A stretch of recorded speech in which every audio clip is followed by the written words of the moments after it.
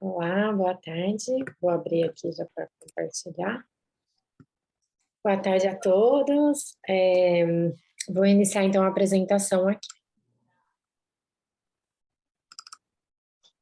Bom, o nome do nosso projeto é Parentalidade Positiva, é uma prevenção de violência contra a criança, e nós vamos partir da evidência científica para a larga escala sustentável. Eu e a professora Beatriz, nós coordenamos esse projeto, é um projeto no IVPESP, que também tem vinculação com a Faculdade de Medicina, aqui de Ribeirão Preto, e no LAPREDS. E nós temos o financiamento de 3 fundações, a Fundação Pórticos, Bernard Vanier e a Fundação Maria Cecília Souto Vidigal. Vou trazer um pouco dos desafios na primeira infância. Nós sabemos que nós temos um impacto aí negativo no desenvolvimento, e 3 em cada 4 crianças, elas sofrem aí algum tipo de violência contra as crianças. Nós temos, então, a questão do maus tratos, né, para a criança, que gera um estresse tóxico, o que faz um ciclo intergeracional de violência. Beatriz, eu acho que eu estou com a apresentação errada. Está compartilhando em inglês. Ela está toda traduzida em português. É que eu baixei aqui, a que você enviou ontem. Ela está toda já arrumadinha. A do link no... Tá. É que está com o mesmo nome as duas apresentações. Eu estava vendo e estava achando... Ele está estranho. Eu falei que está com o mesmo nome. Eu falei, ué, tem alguma coisa que está diferente.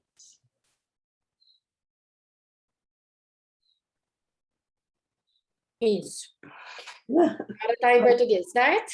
Certo, obrigada. Pronto, é que a gente fez também uma apresentação recente para a APA, então a gente acabou utilizando algumas informações também, foi até no final de semana, acho que a vi e deu certo.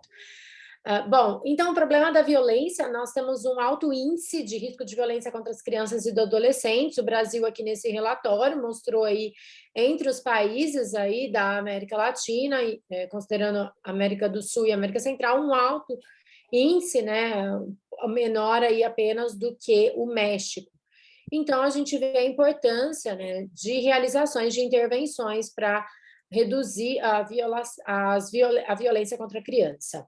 Foi realizado um estudo no estado do Ceará, o estudo PIPAS, que inclusive está publicado, com mais de 7.000 cuidadores, e esse estudo demonstrou que 49% das famílias no Ceará reportavam que utilizavam aí as práticas negativas com seus filhos e 49% utilizavam as palmadas. Durante a pandemia, a gente sabe que esse estresse no ambiente familiar, ele inclusive aumentou, e nós tivemos uma pesquisa da Fundação Maria Cecília Souto Vidigal, que demonstrou que 67% dos pais, durante a pandemia, relataram utilizar uma ou mais estratégias aí de práticas negativas com seus filhos, como usar palmadas, também aí xingamentos, enfim, tudo isso com os filhos. Então, qual que é a nossa contribuição para a solução? É a proteção à criança e a prevenção de violência, com programas de parentalidade baseados em evidências científicas, para implementação em larga escala sustentável. Nós sabemos que nos países de baixa e média renda, eles têm uma necessidade de programas de baixo custo e que sejam bem estabelecidos. E também a realização de treino com boa qualidade e garantia de fidelidade. Então, para a gente implementar um programa baseado em evidência científica, nós precisamos garantir, claro, as adaptações locais necessárias, mas também nós precisamos garantir a fidelidade para que a gente garanta aí a manutenção dos principais componentes do programa. Existe uma publicação que é denominada Inspire, que são 7 estratégias para colocar o fim da violência contra a criança. É um documento que foi realizado por diferentes organizações, incluindo o Unicef, o End Against Violence, que é uma organização internacional, e a Organização Mundial da Saúde. Diferentes organizações se juntaram e fizeram um levantamento de diferentes estratégias para colocar o fim na violência contra a criança. Uma dessas estratégias é oferecer suportes para os pais e cuidadores, por meio de programas de parentalidade, seja por meio de visitas domiciliares, como também em grupo. E o programa ACT foi um dos programas recomendados na publicação do Inspire.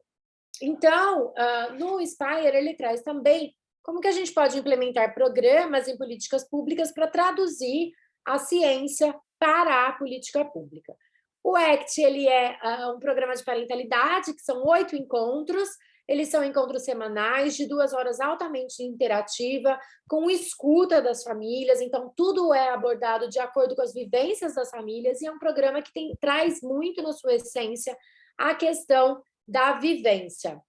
Ele, então, ensina e dá um suporte para os pais para educar as crianças em ambientes seguros, para ter uma casa estável e acolhedora. Esse ano nós estamos completando 10 anos com o programa ACT aqui no Brasil. Essas são as nossas publicações científicas que nós já temos. A gente já trabalhou efetividade e eficácia, porque quando o programa ele já tem 20 anos, apesar de ser um programa da American Psychological Association, ele é um programa que foi elaborado por uma brasileira, que na época era diretora do setor de prevenção de violência nos Estados Unidos, e é um programa que já tem mais de 20 anos, já é aplicado em 16 países, incluindo aí países de diferentes regiões, né? Tanto da Europa, quanto da África, quanto tem as equipes também ali da Ásia, Japão também já tem, e aqui na América do Sul, também no Peru, na Colômbia, inclusive antes até do Brasil. Em 2012, hoje estamos muito felizes em completar 10 anos do programa no Brasil.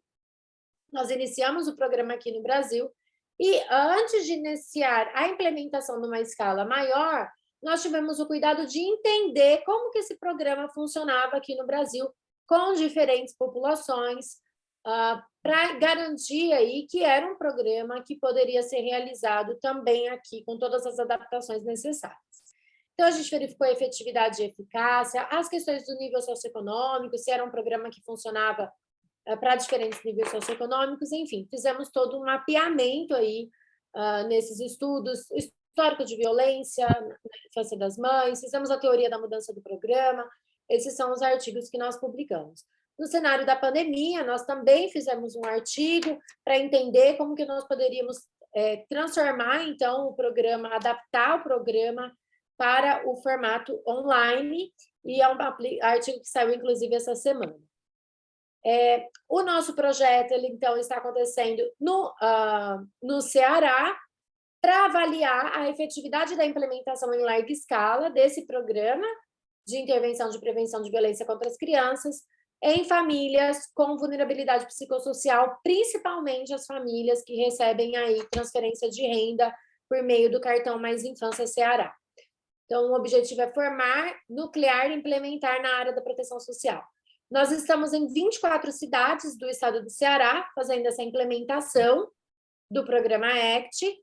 Ele foi apresentado para o governo do estado em um planejamento estratégico das fundações, e como eles tinham os dados lá do PIPAS, demonstrando 49% do uso da punição física, e também esse era um dos objetivos, diminuir a violência contra a criança, o programa ACT ele foi aí escolhido para iniciar nesses 24 municípios, vinculado ao cartão Mais Infância Ceará, que possui, inclusive, uma de suas condicionalidades, a participação em programas nos CRAS e CREAS de orientação para as famílias. Então, a ideia é vincular o programa ao cartão Mais Infância. Então, aqui, como eu falei para vocês, essas são as etapas, nós estamos trabalhando com os facilitadores, a nucleação, a implementação, e também realizando um estudo avançado para entender como que o programa funciona no estado do Ceará. Para quem o programa funciona, quais as adaptações necessárias. Agora eu vou entrar um pouco nos tópicos dos atores e diversidade.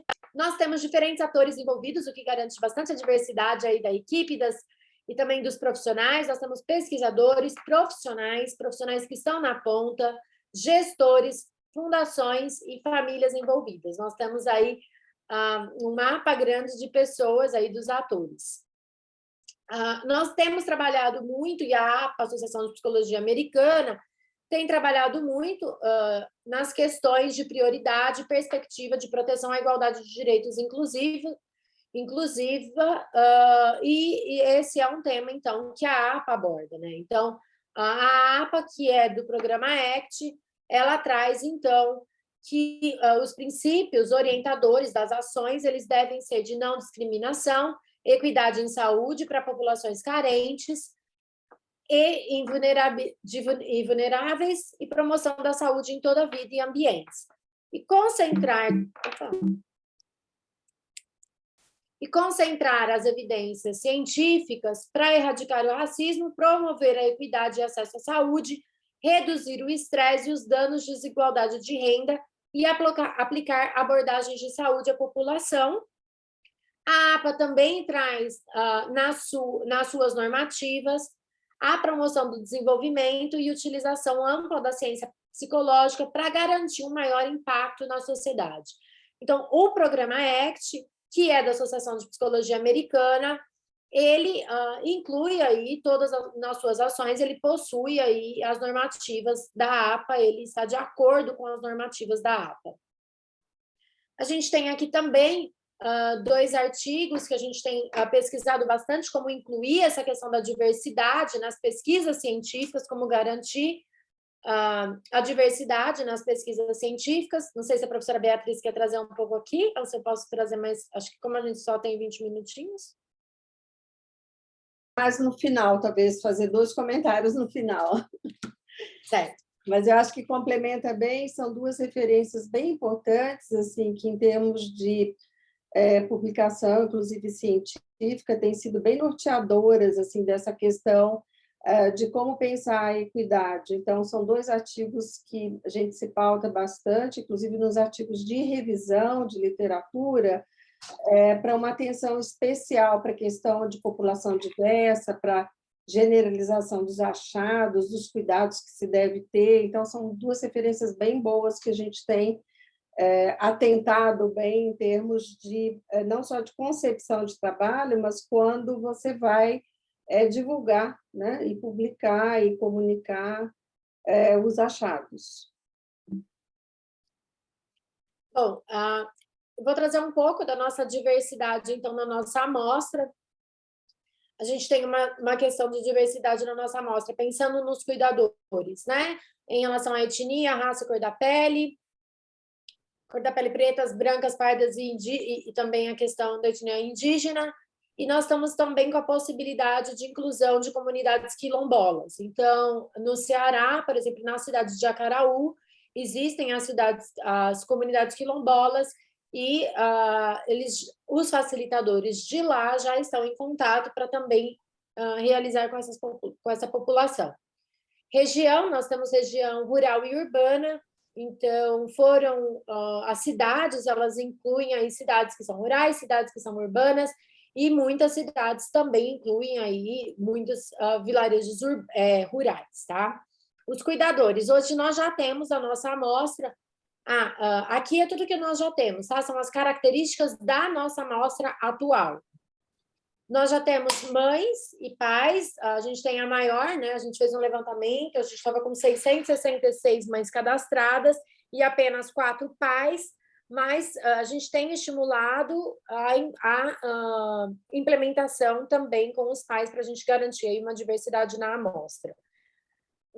Nós temos mães e pais que são biológicas e adotivas, e também temos a possibilidade de incluir outros cuidadores, como os avós. Tá? Então, a gente não fechou em uma amostra específica no estado do Ceará, são os cuidadores principais da criança. O nível socioeconômico, a prioridade são as famílias em situação de vulnerabilidade do cartão Mais Infância Ceará, mas também disponível para outras pessoas, caso elas queiram participar. O contexto urbano e rural, capital, a gente tem Fortaleza, temos cidades litorâneas e também cidades do interior e cidades de pequeno, médio e grande porte. Também temos na nossa amostra mães que são adolescentes e mães que são adultas. Então, temos aí uma diversidade na nossa amostra.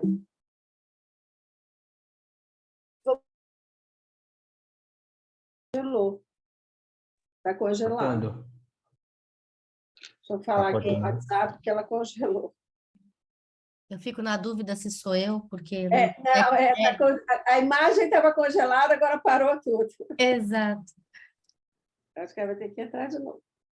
Ela caiu, ela avisou que caiu, que ela deve ter. É um aspecto bem interessante, aqueles 2 artigos são publicados numa revista de violência interpessoal, e eles trazem questões interessantes, eu até já trouxe um pouco essa discussão aqui, que muitas vezes você tem a questão de pesquisa... agora ela voltou, eu comento no final. Tá Gente, bem. desculpa, caiu minha internet aqui, caiu tudo. Fica tranquila, Elisa. A gente tem, então, hoje, nas 24 cidades, a gente tem um total de 190 profissionais de diferentes áreas, então nós também temos aí uma diversidade de profissionais, das áreas da assistência, psicologia, também temos pedagogos, que são aí os profissionais que estão implementando os grupos com as famílias. São profissionais que já atuam em contato com as famílias e que nós fizemos, então, a formação. Desses 190 profissionais, a gente tem em cada uma das cidades um coordenador e um supervisor. O coordenador, que é uma pessoa que faz uma articulação logística da implementação, e o supervisor, que é um psicólogo e que ajuda os facilitadores em relação ao conteúdo, em relação a demandas que podem surgir das famílias relacionadas à violência, e também oferece um suporte para os facilitadores, porque nós sabemos que várias situações de violência, elas podem mexer, inclusive, com as emoções e com a saúde mental do facilitador. Então, ele precisa também desse apoio e ter alguém para conversar sobre esses assuntos que aparecem nos grupos. Então, por isso que o supervisor, a gente achou bem importante ter também um psicólogo envolvido na implementação. Então, nós fizemos aí 7 workshops de treinamento dos facilitadores. Aqui a gente teve algumas fotos. A gente fez, as atividades foram online, mas foi feito todo um treinamento e eles aplicam, após o treinamento, eles aplicam, então, com as famílias. E aí eu vou mostrar para vocês. A gente fez um encontro envolvendo os coordenadores e os supervisores e também os gestores. Então, nós tivemos a presença dos secretários da proteção social, todos juntos discutindo sobre a implementação no Ceará nessas 24 cidades. Aqui são algumas fotos das nossas visitas, a gente tem feito visitas locais para conhecer a realidade de todas essas cidades, a gente já visitou 14 cidades, então essas são algumas de nossas visitas, e a gente tem também uma equipe local, que são 2 profissionais que visitam aí as cidades. Esse é o nosso recrutamento, a gente já tem hoje 670 famílias cadastradas para receberem a intervenção. Foi isso que eu mencionei, né? A gente tem um número maior de mulheres, de mães participando, mas nós temos aí 4 pais também envolvidos e a gente tem estimulado esse envolvimento dos pais. Já concluíram a intervenção 58 famílias, a gente, na verdade, está começando, então essas 58 famílias a gente está bem feliz, que a gente nem esperava já ter participantes que já concluíram, a gente já tem, que inclusive na cidade do Tianguá, que é uma cidade que está tendo uma excelente implementação. Aqui são algumas fotos das famílias, a gente está muito feliz em ver o engajamento das famílias, tudo, se a gente tiver um tempinho, tem um videozinho de uma mãe também fazendo. Então, a gente está vendo realmente que o programa está sendo implementado. A gente tem os próximos passos aí, que a gente vai fazer toda essa análise de dados, entender para quem o programa funciona, como o programa funciona no estado do Ceará, e essa aqui é a nossa equipe, que está toda envolvida, a equipe local e a equipe também que está lá. Então, a gente oferece todo esse suporte para a implementação dos 190 facilitadores. Algo que a gente tem percebido, que não adianta só a gente ir lá e fazer o treinamento, né, desses facilitadores, eles precisam de um suporte, e a gente tem oferecido todo esse suporte necessário para que eles implementem o programa com qualidade. Então, é isso, deixa eu ver aqui, eu tenho esse vídeo, não sei se dá tempo, eu dei uma corridinha, Mariana. Dá tempo, sim. Acho que vai dar certinho. Então, eu vou abrindo aqui, enquanto a Beatriz, se ela quiser ir fazendo os comentários aí Por favor. dos artigos, eu vou procurando aqui, abrindo o vídeo.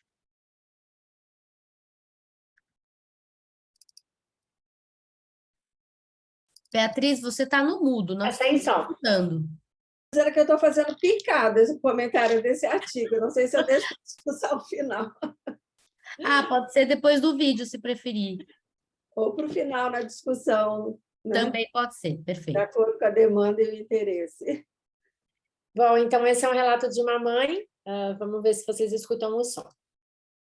Olá, Estão tudo bem escutando? com vocês? Estamos Espero que sim. estejam bem. Quero aqui agradecer através desse pequeno vídeo pelo convite, a qual eu recebi e tenho como forma lisonjeada em ter recebido esse convite no nosso curso da ACT e agradecer também a nossa facilitadora Carmen por esse momento tão especial que ainda flui no nosso coração. Muito obrigada de coração.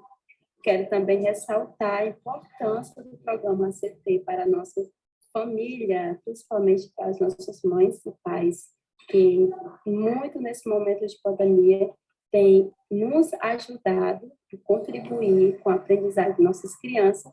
E eu creio também que muitas crianças, muitas famílias, muitos pais e muitas mães precisam desse programa que é maravilhoso.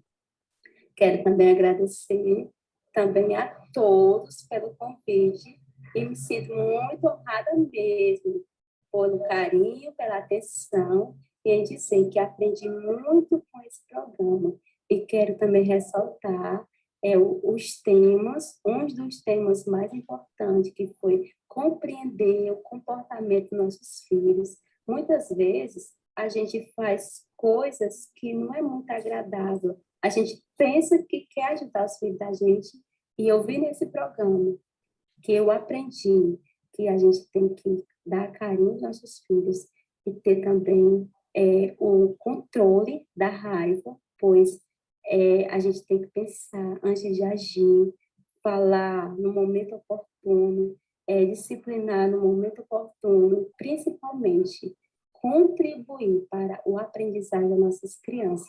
Eu agradeço de coração e quero dizer que eu levei o programa ACT para a minha casa, para as minhas colegas, para os meus colegas, para a minha sociedade, e em dizer que eu estou bastante gratificada por isso, e ter também, principalmente, que é uma das coisas mais importantes que eu recebi, que foi a apostila da ACT, pois ela tem também contribuído para a minha aprendizagem em dizer, se caso eu esqueça de alguma coisa, ela está aqui comigo para me ajudar em todos os momentos da minha vida como mãe. Sou muito grata, grata mesmo, e agradeço de coração. E espero que em breve muitas mães, muitos pais possam também entrar e ingressar nesse meio que é no programa da ACT. Bom, gente, acho que esse vídeo até nos emociona, né? A gente vê uma mãe que está muito grata aí com essa participação e é muito nítido como ela se apropriou aí, como ela traz na fala os conceitos e tudo que é abordado no programa, né? A questão do manejo das emoções, dos sentimentos, de não reagir ali quando a criança apresenta aí algum comportamento desafiador, dessa mãe também aprender a se acalmar, dela não utilizar tapas e palmadas. Então, ela traz aí na própria fala, inclusive, alguns conceitos. Ixi, acho que eu caí. Não. Ela traz aí Voltou. alguns conceitos na sua fala. Muito Eu falei que ela obrigada, traz. Elisa. Obrigada. Ixi, desculpa, acho que eu te interrompi. Achei. Não, eu estou falando que a gente fica muito feliz dessa mãe aí trazer vários conceitos na fala. Muito legal. Muito obrigada. Obrigada, Elisa. Professora Maria Beatriz, então deixamos seus comentários para o momento da plenária, e vou aproveitar também e pedir para vocês, no momento da plenária ou depois, incluírem nessa apresentação uma parte que eu acho que não entrou do roteiro, dos desafios e dos aprendizados que vocês já identificaram na prática. Aí vocês podem trazer depois na plenária ou enviar para a gente depois, porque essa é uma das perguntas que a gente fez para todo mundo, que é importante receber de vocês também. Tá bom? Agora eu vou convidar a Cláudia da Ação Educativa para fazer a sua apresentação, por favor. Obrigada, Mariana. Então, boa tarde a todos. Dizer que a Edneia Gonçalves não está aqui conosco hoje porque está de férias, então quem vai fazer a apresentação sou eu, tá? Deixa eu compartilhar aqui.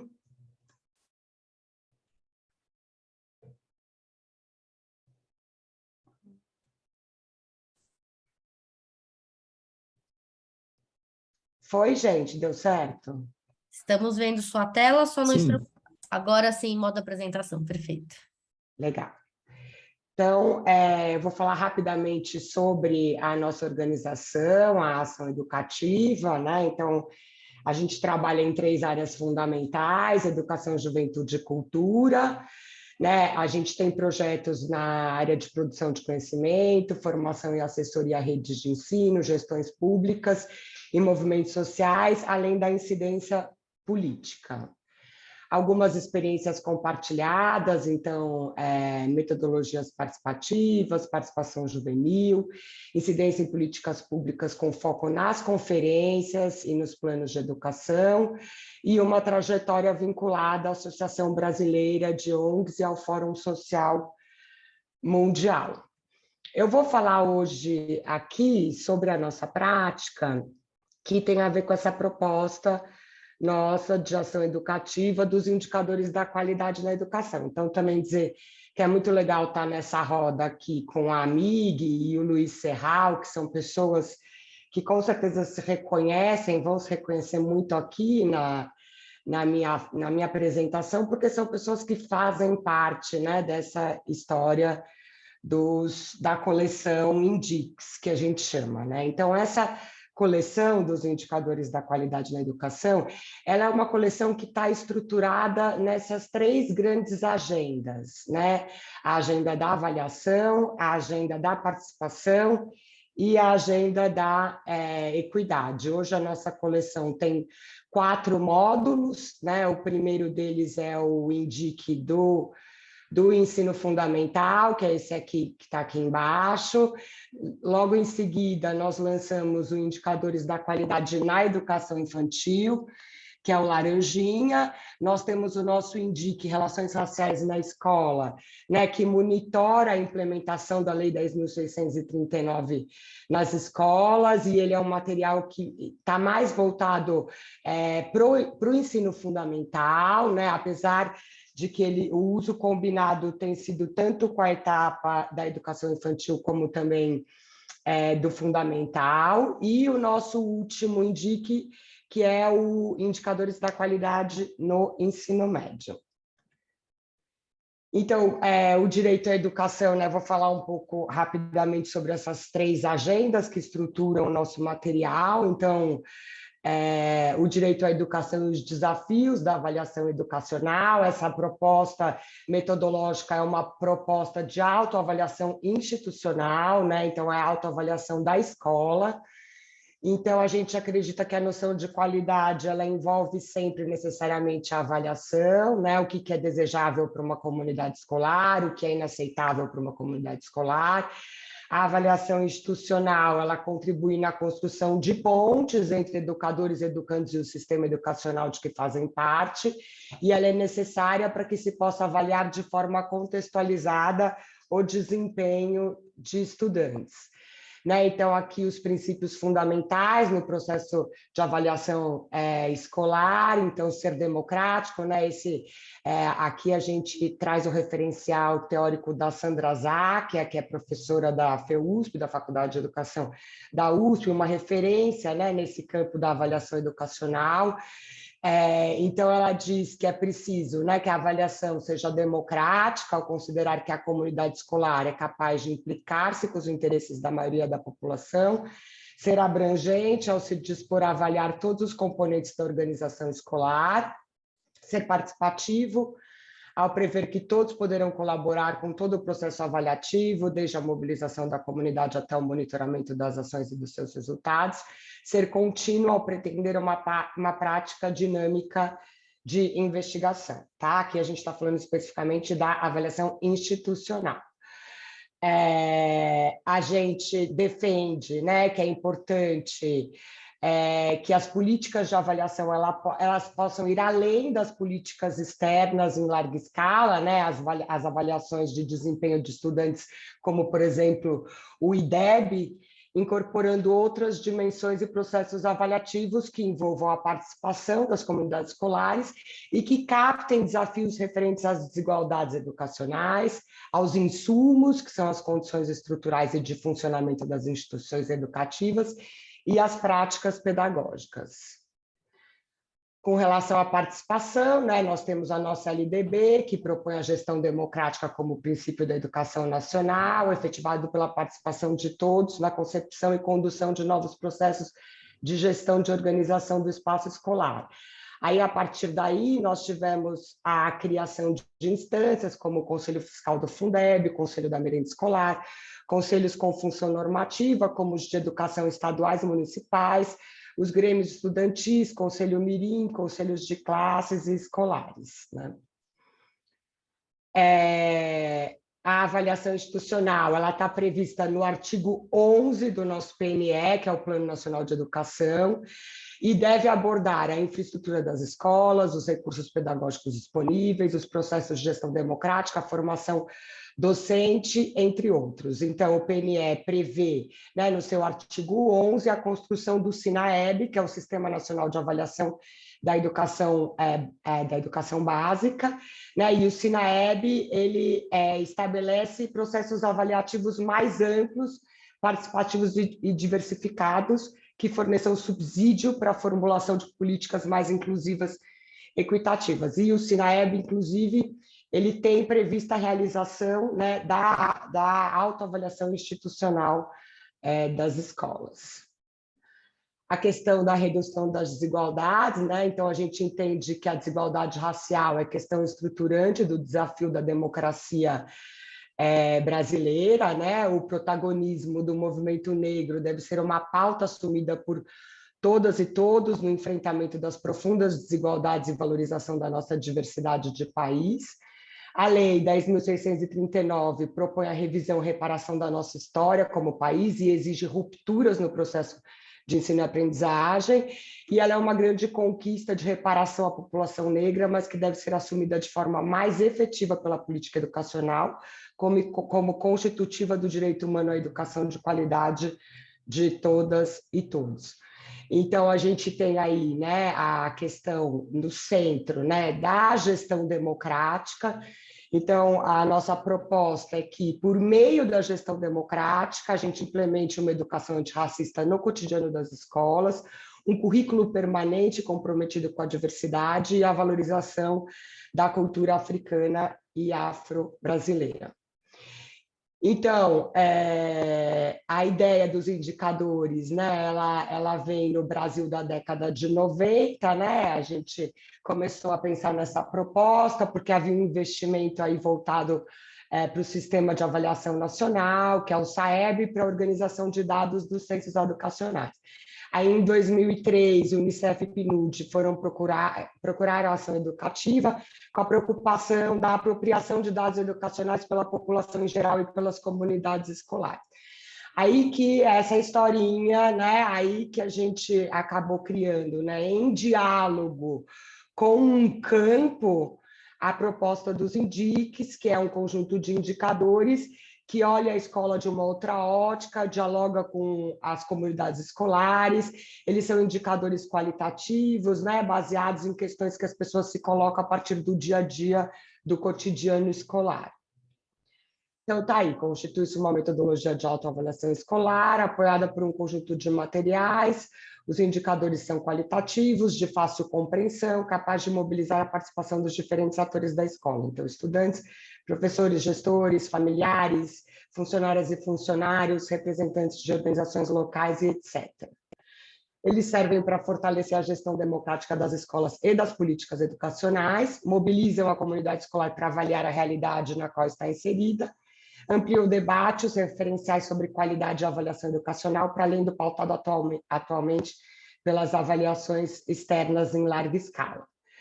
Então, aí, essa é um pouco, passar rapidamente, né? Eu queria, antes de falar da prática em si, passar rapidamente pela proposta dos indicadores, né? A gente tem usado, né? Então, o nosso Indique de Relações Raciais combinado, como ele não é de uma etapa específica, a gente tem usado, apesar de ter sido pensado mais para o ensino fundamental, né? Ele tem sido usado também de forma combinada com as outras etapas da educação básica. Então, o nosso desafio aqui da nossa prática é pensar em uma proposta do Indique Educação, uma proposta para a educação infantil, né, pensando as relações sociais. E aí eu trago aqui um pouco das dimensões, né, que os nossos materiais eles são estruturados em 7 dimensões, todos da coleção, né? Então, a dimensão de cada um, né, da educação infantil e das relações sociais, porque a gente tem feito esse uso combinado dessas dimensões dos materiais, e agora a gente está pensando em um material específico de relações raciais para a educação infantil. Então, essa que é a nossa prática hoje nesse campo aí da infância, né?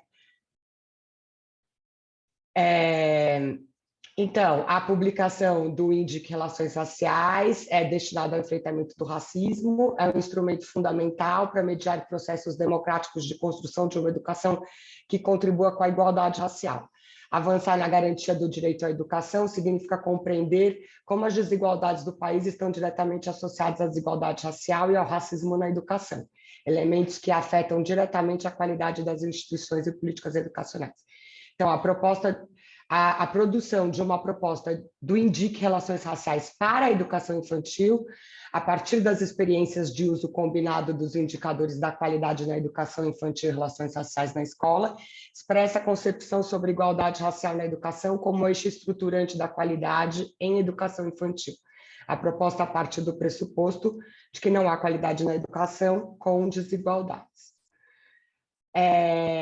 A gente tem usado também, né, essa metodologia para discutir, então, os projetos políticos pedagógicos das escolas e também as políticas educacionais, porque conforme a gente foi acompanhando o uso, né, dessa metodologia, a gente, principalmente em redes de ensino, a gente foi percebendo que muitos desafios e muitos problemas, né, que eram levantados pelas unidades educacionais, eles não podiam ser resolvidos no âmbito da gestão escolar, porque eram problemas e desafios de políticas públicas. Então, aí a gente começou, né, no âmbito de uma iniciativa nossa de ação educativa também, que chama Iniciativa de Olho nos Planos, né, que visa estimular a participação social nos processos dos planos de educação e de políticas educacionais. Então, no âmbito dessa iniciativa, a gente começou a discutir também o uso dessa metodologia para construção e monitoramento das políticas públicas, em especial dos planos de educação. Então, essa é uma experiência que discute tanto o projeto político-pedagógico da escola, como as políticas educacionais. E aí, para a discussão de políticas educacionais, a gente tem 2 guiazinhos nossos, do De Olho, né, que foram construídos a partir de experiências nossas de acompanhamento de redes de ensino, que tratam um pouco do uso por redes de ensino dessa proposta metodológica para impactar as políticas públicas educacionais.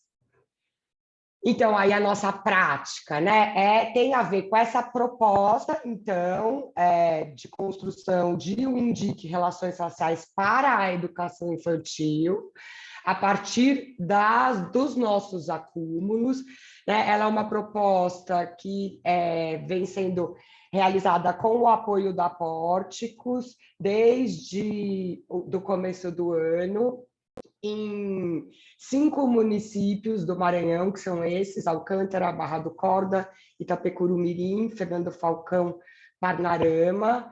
a gente está em diálogo, né? Contratamos uma equipe de pesquisadoras e pesquisadores especialistas, tanto na agenda das relações raciais como da educação infantil, né? E a MIG, que está aqui presente, a Miriam é uma das pessoas que compõe esse nosso grupo de pesquisadoras, então a Miriam está ajudando muito a gente a pensar nessa proposta articulada. A gente, então, tá aí, essas são as etapas, né? A gente tem muitos e muitos desafios, daria para a gente ficar falando a tarde inteira sobre os desafios desse processo. Um grande é que a gente tem trabalhado nesses municípios também com a educação indígena, né? Que é uma modalidade nossa da educação básica. Então, acho que um grande desafio é a gente incluir também fortemente a Lei 11.645, né, porque ele é um material muito voltado para a implementação da 10, e agora a gente tem esse desafio de trazer mais fortemente também a 11 para esse material. Esse é um desafio, ainda mais na educação infantil, né? Essa modalidade é mais desafiante ainda quando se trata da educação infantil. Então, essas são as etapas aí nossas que nós estamos do projeto, tem então toda essa produção de conhecimento aí, que eu estou contando para vocês. A gente já fez o diagnóstico dos municípios, então realizamos entrevistas com gestoras e profissionais da educação, fizemos grupo focal, levantamos o perfil demográfico desses municípios, reuniões de articulação com as redes. Mobilização também, já estamos finalizando esse processo, que é a identificação de grupos coletivos, organizações, sociedade civil e movimentos sociais nos municípios, e a organização de grupos intersetoriais para apoio nessa articulação local. E agora a gente vai começar nesse semestre, agora já, a etapa da formação. Então, a gente vai iniciar a formação com as gestoras escolares desses 5 municípios agora, a partir de agosto e setembro. Então, acho que é isso, gente, de uma maneira bem rápida. Fico aí à disposição para as perguntas. Obrigada. A gente vai fazer as 3 apresentações e depois passamos para uma rodada de plenária, tá bom? Obrigada. Convido agora a Graça e a Shirley do CERT, não sei se vão ser as duas a apresentar ou só uma, a fazer a última apresentação, por favor.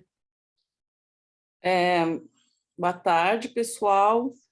A Shirley está numa reunião paralela de formação, inclusive de um dos projetos que eu vou falar, e daqui a pouquinho ela entra. Ela me mandou uma mensagem há pouco, mas eu que vou apresentar. Já estou aqui, aqui. Tudo bom, querida? Chegou, né? Cheguei, vou acompanhar, mas Graça que vai apresentar, gente. Tá ótimo, obrigada. Tá, eu vou tentar compartilhar aqui, né, a tela. Eu preparei uma apresentação que fala dos nossos projetos atuais na área da educação. Bacana. Está aparecendo ou não? Está aparecendo só metade da sua tela para mim. Que estranho, peraí. Aqui, porque para mim não está aparecendo, por isso que eu perguntei. Ah, entendi. O negócio ficou pequenininho aqui. Ué, que estranho. Se você puder parar de compartilhar, Graça, eu acho que quando você clicar aqui no botão de compartilhamento... Acho que eu vou parar e voltar. E Isso, exatamente, que aí eu consigo te dizer mais ou menos como que é, talvez te ajude. Tá bom. Ih, gente. Espera aí que eu vou parar para você, pode ser? Porque eu mandei interromper, mas ele não parou. Parou agora? Agora interrompi.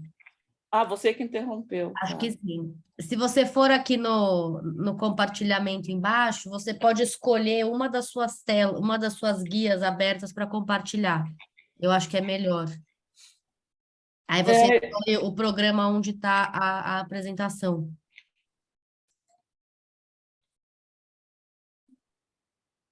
Graça, será que não é quando abre tem assim tela inteira? Será que está clicando na? Nessa Não. parte que chama tela? Ah, eu já sei, eu acho que eu já sei o que é, Graça. Se você, ali embaixo do canto direito, se você puder clicar no lugar onde tem apresentação, parece uma tacinha, embaixo no Não. canto direito. Ó, vou interromper de novo. Tá bom. Tô achando muito estranho. Peraí. É que, na verdade, a sua tela aparece para a gente como se ela tivesse recortada. Para mim também ficou bem pequenininha. Eu não sei por entendi. quê. É. Eu acho que você, quando abrir, tem uma barra vermelha embaixo, e lá tem um ícone de apresentação, clica Isso, nele, né? é isso mesmo. Barra vermelha, embaixo de tudo. Uma barra Caraca, vermelha gente embaixo. do céu. Não tô Isso é porque entendendo. faz toda hora isso, né? Mas é Caramba, normal, peraí. as dificuldades com o Zoom, a gente passa anos e anos em pandemia, todo mundo continua tendo, é totalmente normal. Graça, posso te sugerir, se você quiser me mandar por e-mail, eu apresento por aqui, você quer? Quero. Então tá bom. Então, Peraí, então, desculpa, gente, porque eu imagina, tá botei. tudo Estava certo. tudo direitinho aqui para apresentar, sabe? Esses programas de reunião virtual têm dessas coisas, eu acho eles muito temperamentais, às vezes. Eu vou passar aqui rapidinho para o seu e-mail, é a Mariana, né? Isso, Mariana Noronha. Peraí, Mariana, num segundinho. Tranquilo, que aí eu abro aqui e apresento para você.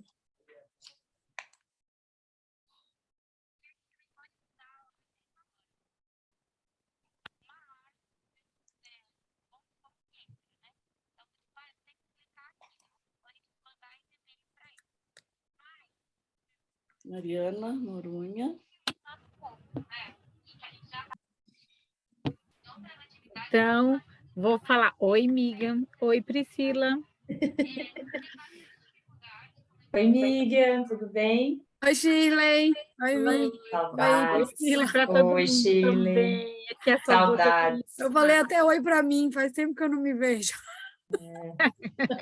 Ô, Shirley, é um revival aqui do iLab, ó. Já tá a Elisa, Maria Beatriz. Eu não conhecia a Thaís, mas a Maria Beatriz, sim.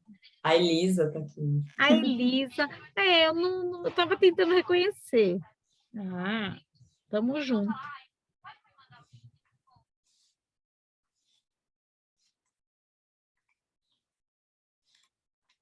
Aqui do primeiro encontro eu reconheço o Márcio, a Mariana, o Luiz eu não lembro. O Luiz é um recém-chegado na Póticos. Acho que se quiser aproveitar para se apresentar, Luiz, para as pessoas que não estavam no primeiro encontro.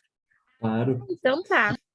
Prazer, Shirley. Acho que a Cláudia já conhecia, não estava no primeiro encontro, mas eu me apresentei no primeiro. Acho que você é a única pessoa que eu não tinha encontrado.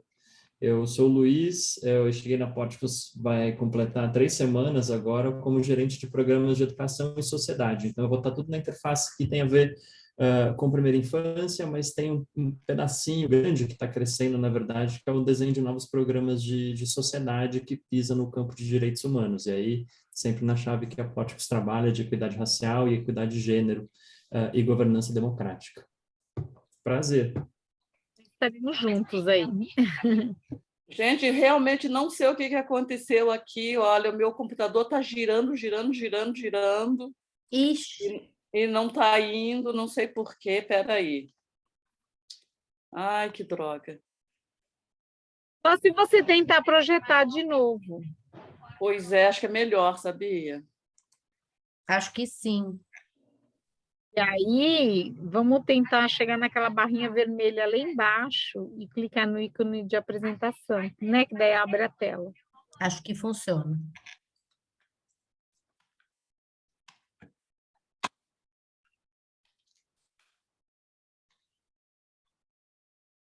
Até o mouse parou de funcionar. Que coisa. É que o Zoom, gente, é mais pesado. Ele é. E aí, ele às vezes travam outros... Já vivi isso. Ele vai travando outros Os outros aplicativos. programas, né? Faz a gente passar uma vergonha lascada. Não, mas não tem vergonha nenhuma, gente. Todo mundo enfrenta essas dificuldades. É isso. Eu tenho várias. Hoje minha luz acabou no meio de uma reunião que eu estava. Então, assim, tá todo mundo. Esse é o mundo virtual do trabalho que a gente vive hoje em dia. Bom, Cachorro no eu ar. vou tentar apresentar de novo, gente. Vamos ver Tá. se agora vai. Agora a gente está vendo uma outra parte da sua tela. Que é do e-mail que eu estava passando, né? Não, a gente está vendo a apresentação, mas a gente está vendo uma faixa de cima dela. Como se não tivesse carregado a tela. É isso. Mas Caramba. eu acho que eu vou fazer uma sugestão para a gente continuar. Talvez Gente, faz você aí. pode ir faz uma olhando a alternativa. apresentação e nos contando. E depois, de qualquer forma, eu vou pedir a apresentação de todas e todos vocês. E aí a gente encaminha para todo mundo poder ver a apresentação que vocês fizeram. Mas você pode só ir nos contando a partir do que você preparou, pode ser? Ou então você pode fazer os comentários desses 2 primeiros projetos, e daí, enquanto isso, eu passo aqui o material.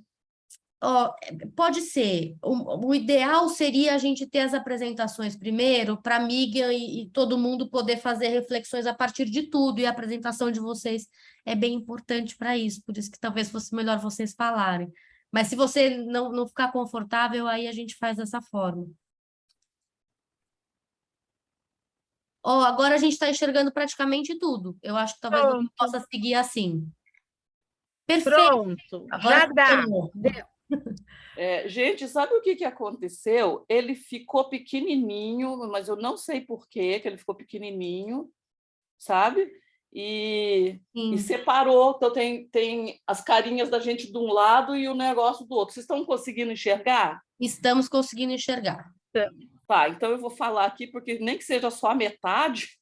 Não, pode ficar à vontade. Eu vou te Não, mas avisando. para a gente já está a tela inteira, pode tocar. Tá a tela inteira? Tá.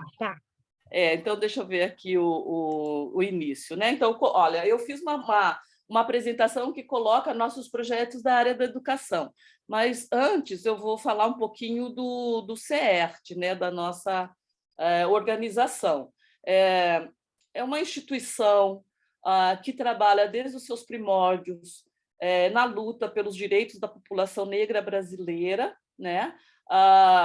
Ele tem uma estrutura que abarca vários setores dessa luta, e eu, particularmente, atuo na área da educação. Então, estou aqui há menos tempo, mas o CERT tem já 32 anos, né? E uma experiência, uma experiência antiga, robusta, na área da equidade racial na educação, né? Mesmo antes da Lei 10.639, né? Trabalhando sempre com formação de professores, de gestores, com pesquisa, com intervenção, com produção de tecnologias, com produção de materiais, de bibliografias, etc. Tá? Esses projetos que eu estou colocando aqui são os que estão no momento, né, nesse último biênio, em execução. Então, a gente teve um edital de pesquisas, né, que funcionou de 2020 até 2022, estamos na fase de encerramento. O mais novinho, né, é um bebê de 6 meses, que é o nosso Observatório da Equidade Racial na Educação Básica, chamado por nós de ANANCE. O Prêmio Educar, que é o carro-chefe mais antigo, né, tem uma longevidade e uma atualidade surpreendentes. O Prêmio Educar para a Equidade Racial na Educação Básica, que esse ano está na sua 8ª edição, né, também está em andamento. E também a tecnologia de gestão da educação com equidade racial para a formação de equipes municipais, né, que também é um projeto que já vem desde 2019, mas que esteve em elaboração, esteve em experiências, fase experimental em municípios, e agora ele está sendo ampliado para 50 municípios. O primeiro deles, então, que eu vou falar é o edital Equidade Racial na Educação Básica. Esse é um projeto de um empenho muito grande do CERT, um desafio para nós, porque ele vai trabalhar, né, com pesquisa científica, com equipes acadêmicas, com equipes de intelectuais e pesquisadores de ponta, sendo que o CERT é uma organização não governamental e uma organização social e não é uma universidade.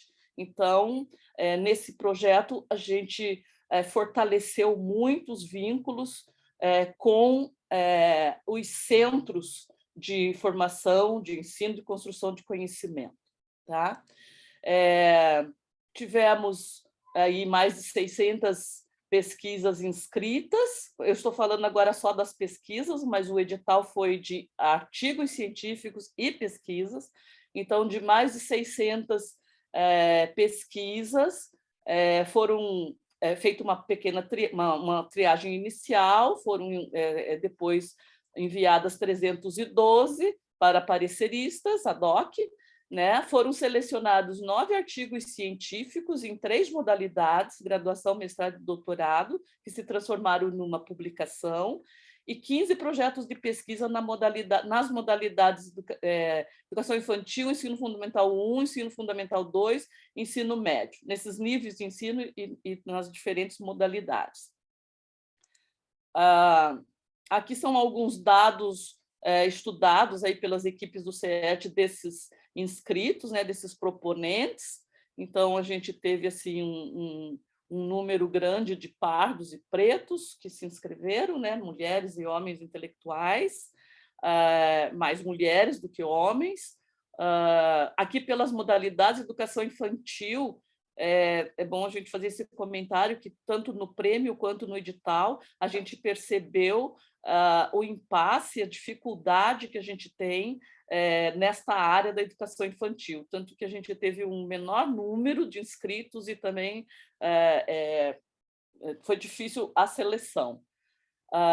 E aqui são as linhas, a linha 1, 2, 3, uma era sobre formação, outra era sobre epistemologias e a outra era sobre atividades pedagógicas. Esse edital, né, é bom também eu assinalar para vocês que ele é de pesquisa aplicada. Então, ele só recebia propostas de atividade, de pesquisas que estariam em ação dentro das escolas, né?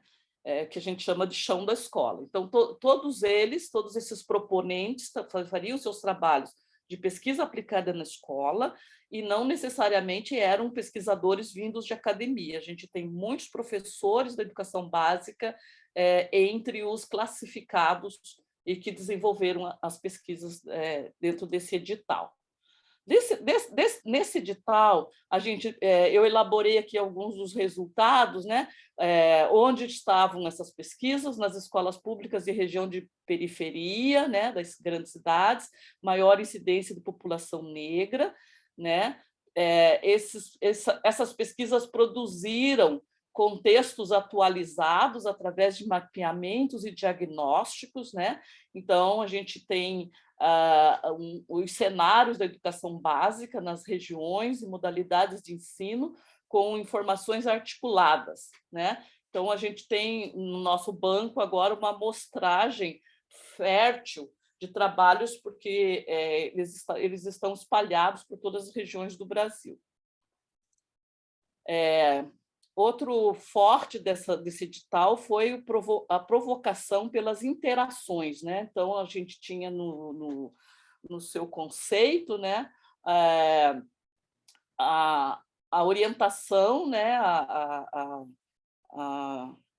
assim, a linha de produção colaborativa, né? Então, a gente já trabalhava com equipes e com comitês, gestores que incluíam professores da escola, gestores municipais, comunidade no entorno da escola, todos esses representantes poderiam participar do comitê gestor da pesquisa. Isso facilitou a comunicação, os debates, né, que ia para além da equipe de pesquisa. Nesse sentido, cada projeto para a gente se transforma numa micro-rede de pensadores de equidade racial em todas essas regiões do país, envolvendo professores, famílias, estudantes de graduação e pós-graduação, mestres de saberes populares e militantes da causa, né, artistas, ativistas, constituindo redes de equidade racial na educação básica. Nos resultados, a gente teve mapeamentos, diagnósticos e formação de professores e acervo, né? Então, ali dentro desses trabalhos vieram programas de formação continuada de professores, né, produzindo reflexão, analisando projetos pedagógicos e exercitando projetos de ensino nas escolas. Desses mapeamentos e diagnósticos, as pesquisas apontaram falta de formação dos profissionais da educação para as práticas pedagógicas com equidade, como principal entrave para a implementação da Lei 10.639 e 11.645. Os projetos se destinaram às escolas, os projetos destinaram às escolas acervos de equipamentos, de materiais de ensino afirmativos, de bibliografias, né? E literatura para esses trabalhos, né? como material de apoio.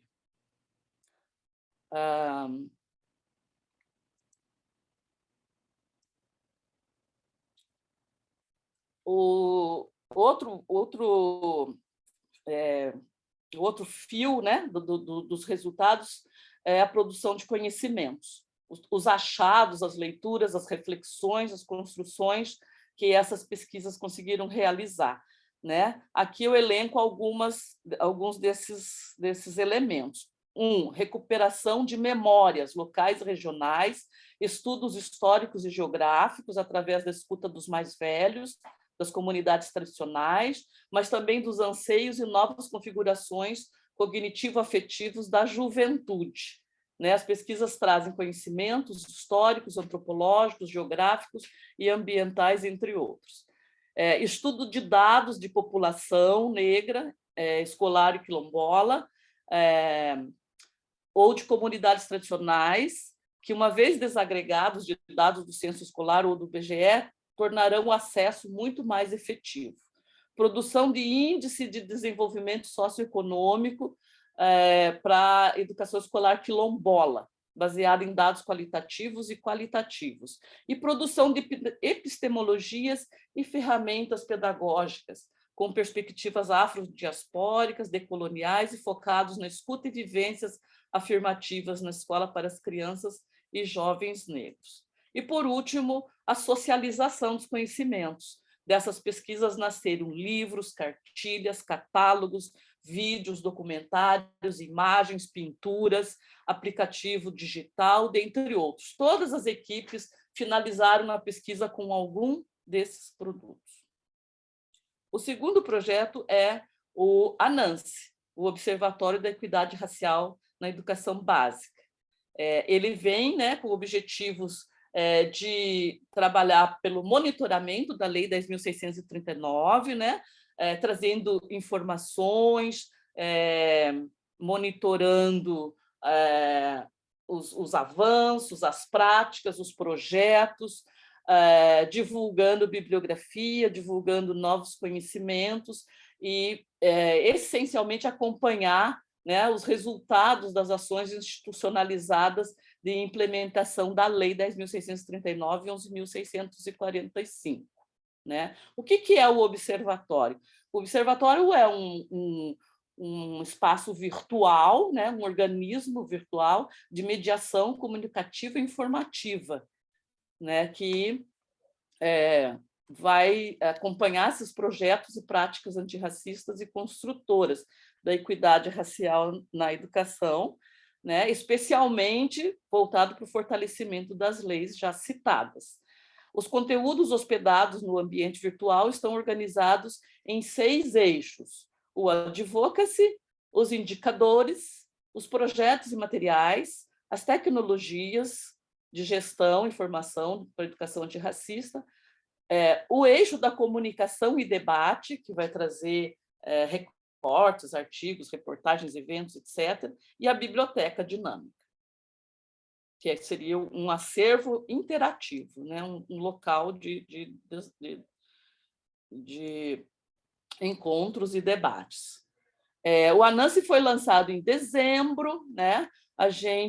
Nossos primeiros passos nesse semestre, a gente fez um delineamento de uma base material, que é o acervo acumulado nos 32 anos do CERT, né?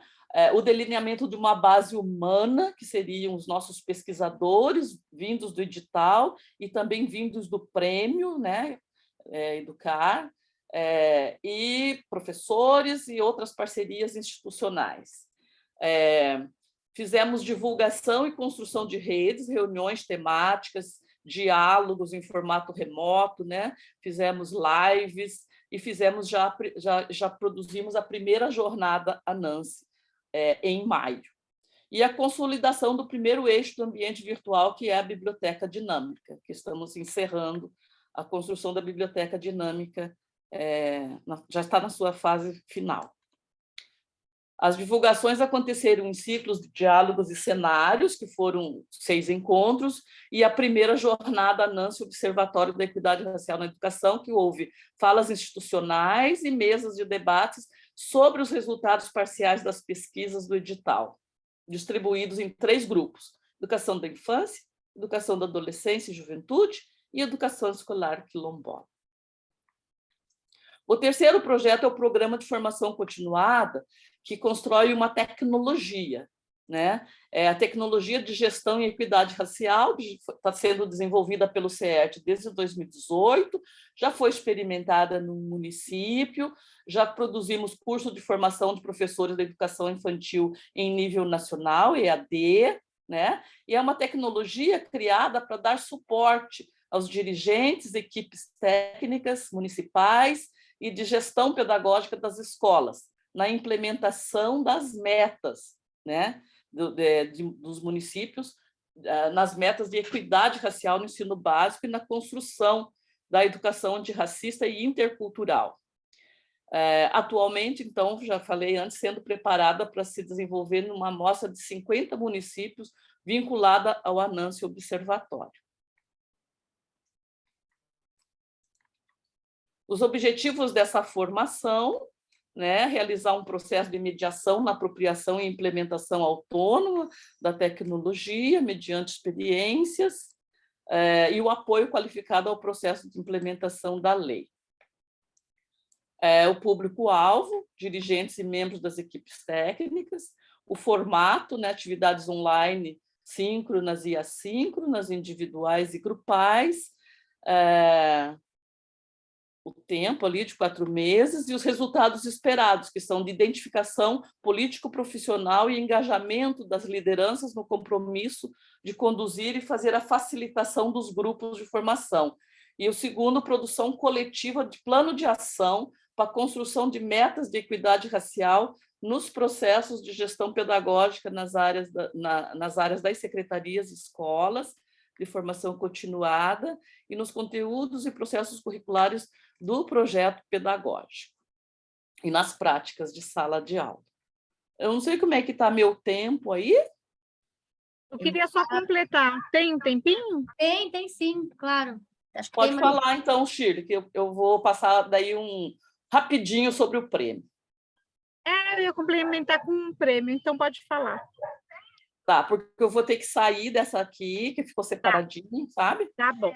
Então, eu vou interromper aqui. Eu ia falar mesmo, mas se você já tem tela, melhor. É rapidinho, Shirley, espera aí.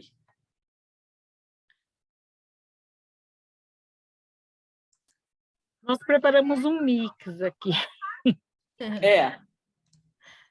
Ainda deixamos coisa de fora. Imagino. Priscila, deixamos coisa de fora, né, Priscila? É bem rapidinho isso aqui, eu estou falando rápido, queria saber se vocês estão conseguindo ver. Estamos sim. Pode falar, Graça, estamos vendo. Agora diminuiu para gente. Isso, perfeito. Porque eu cliquei ali para ele ficar inteiro, né? Então, o prêmio, depois a Shirley completa, por favor, Shirley, porque eu fiz assim um resumo do resumo do resumo, tá? O prêmio Equidade, Equidade Racial, está aparecendo um negocinho aqui, não sei se está aparecendo para vocês. Ele fica abrindo aqui. Só clicar fora, clica aí no meio da apresentação, que às vezes sai. Ele está abrindo, fechando as coisas sozinho aqui, gente. Então, o prêmio, né, Equidade Racial e de Gênero, Prêmio Educar, esse nosso símbolo de 20 anos do prêmio, né? A Shirley, eu acho que é uma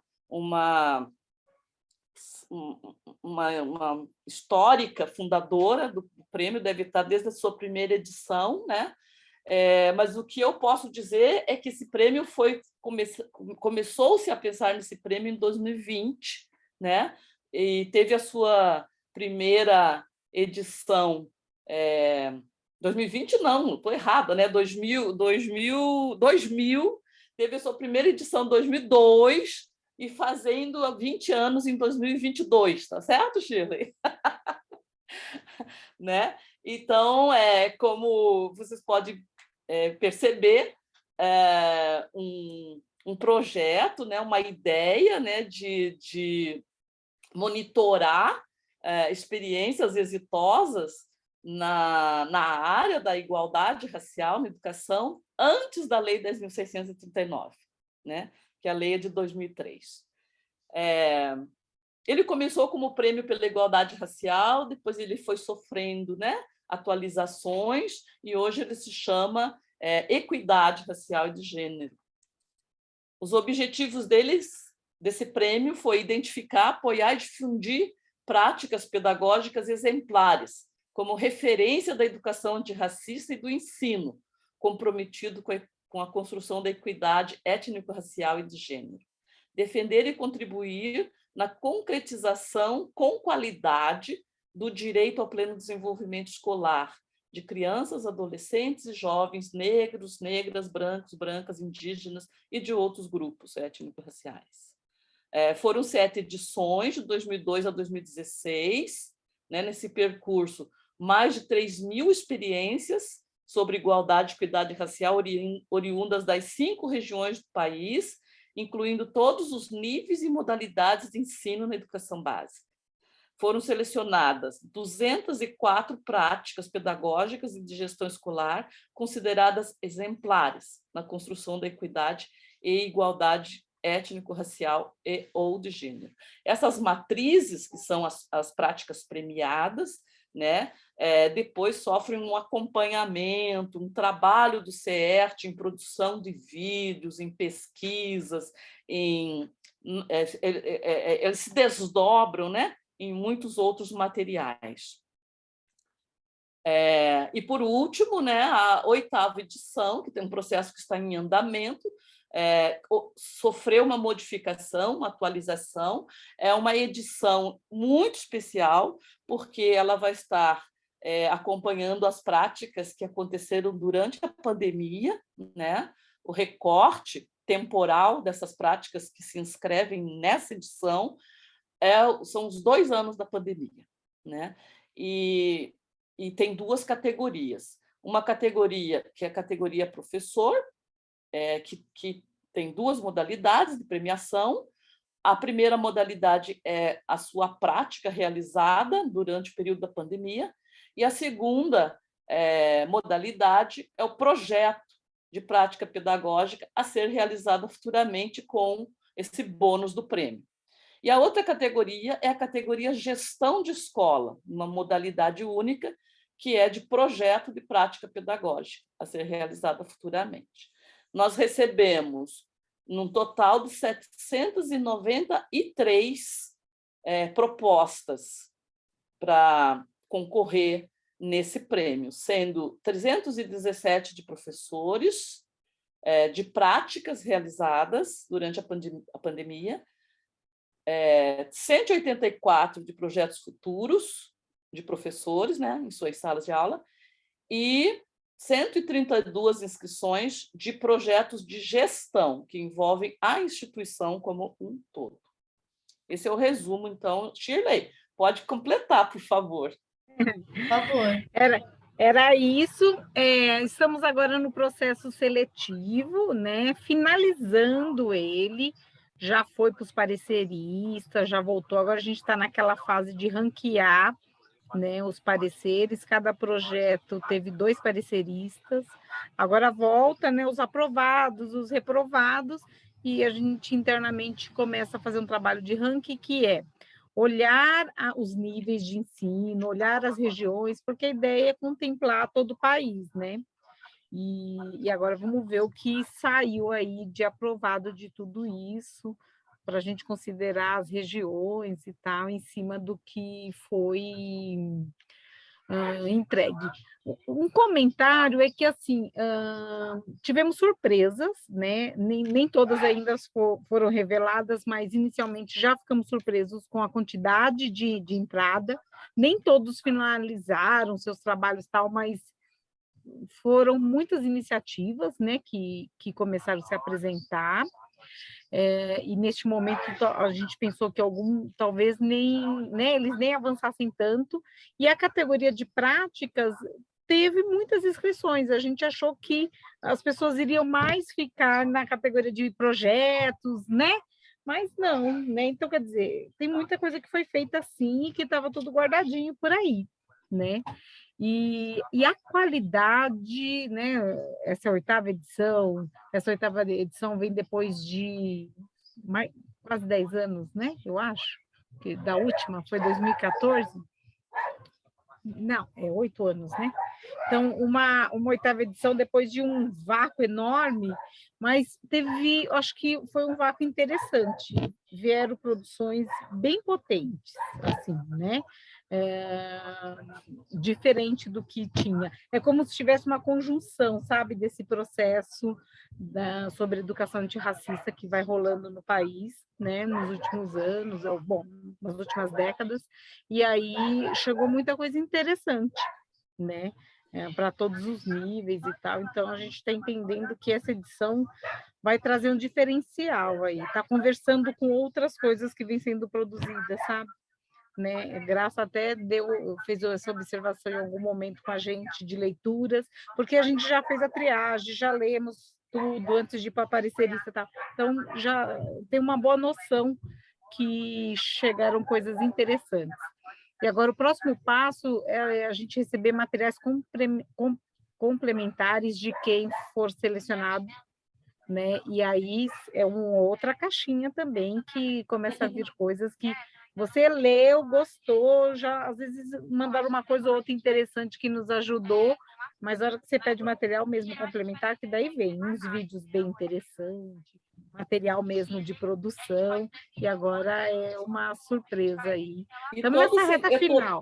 Todo esse material vai alimentar o ANANCE, o observatório, porque o observatório ele vai integrar todas essas ações do CERT, né, no âmbito da educação.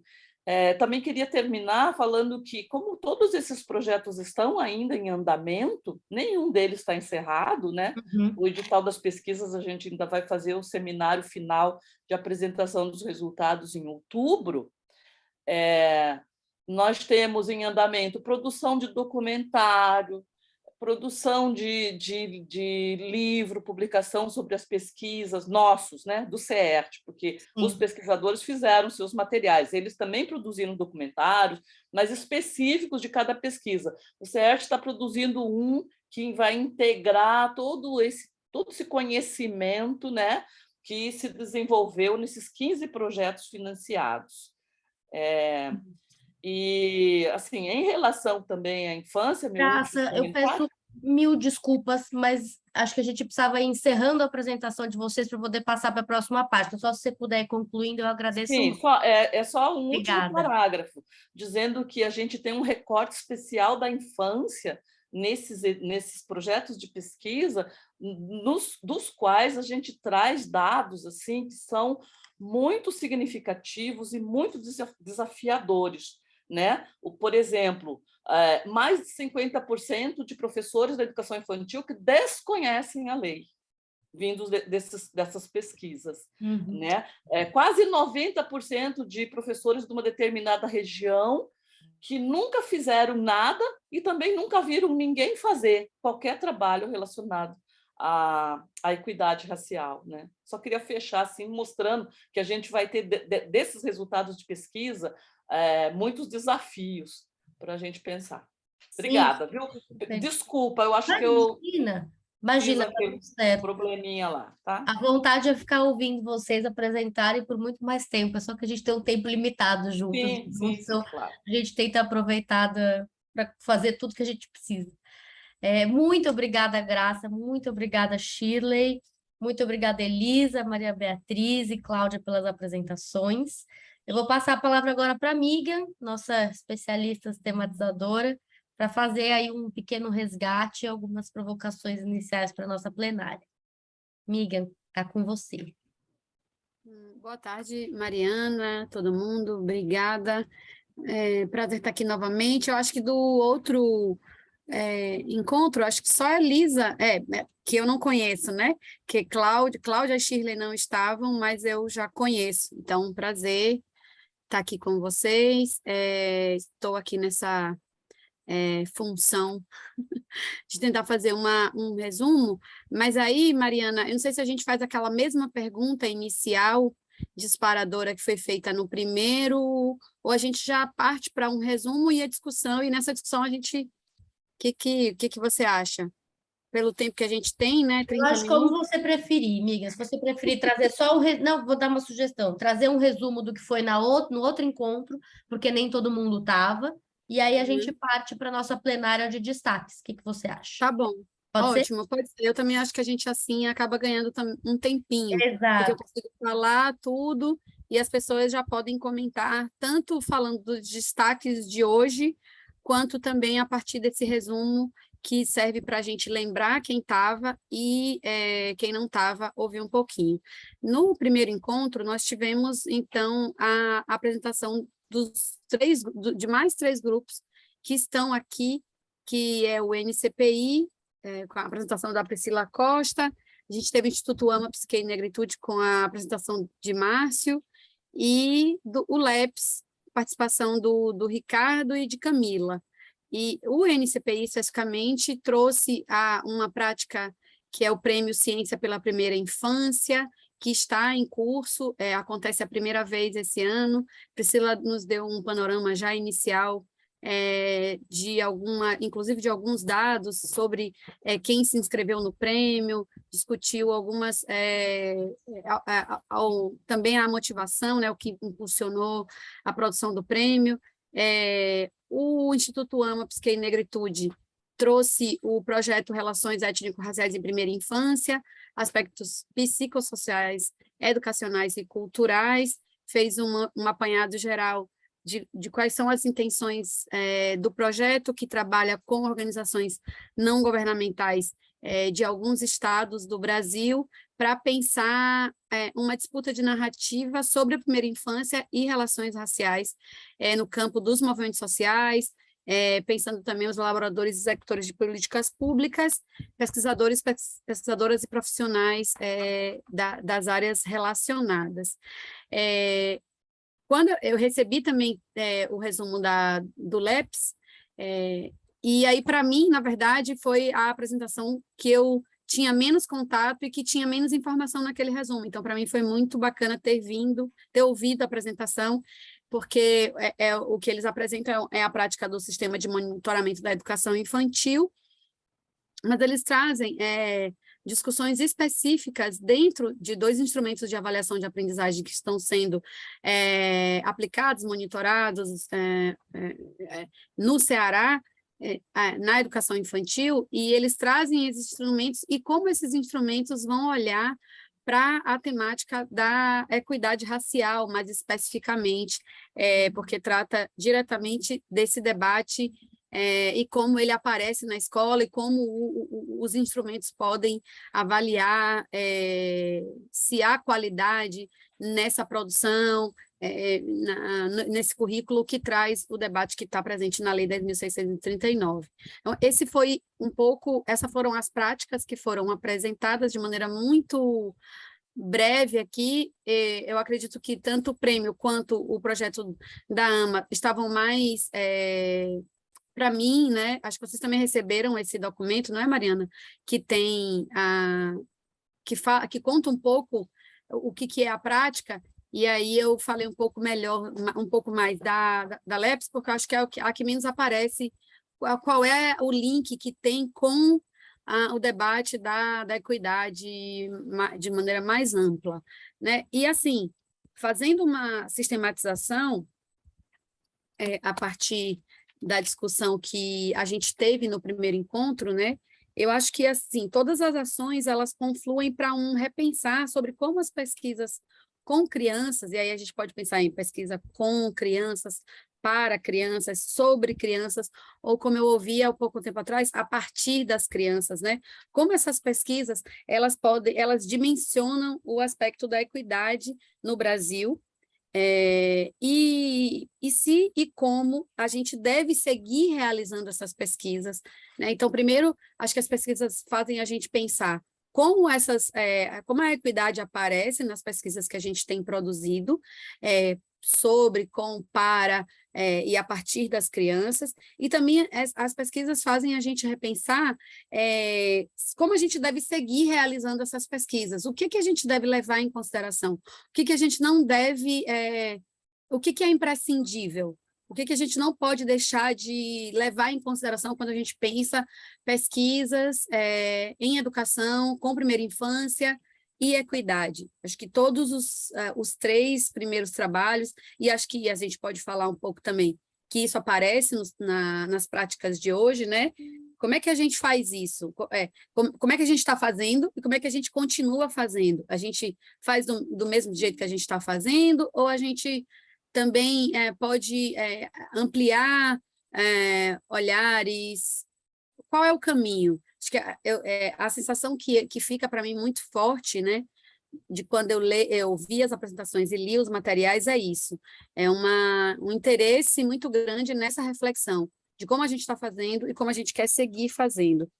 E também pensar como é que esses marcadores, né, esses marcadores sociais da diferença que estão que são os pilares dessa equidade, se a gente pode dizer assim, alteram os cenários de pesquisa que a gente tem ou que a gente pode começar a enxergar, porque há cenários que a gente talvez nem consiga perceber como a gente percebe se a gente constrói esse olhar voltado para a equidade. Então, como é que esses marcadores alteram os cenários das pesquisas e como essa alteração, se é que há, né? Que na verdade eu estou partindo do pressuposto que essa alteração, que esses marcadores alteram o cenário, mas aí a gente também pode conversar sobre isso, essa é a provocação, e como é que essa alteração, ou se essa alteração, ela incide nas políticas públicas que podem ser organizadas para a garantia a um desenvolvimento pleno. E a gente só pode pensar em desenvolvimento pleno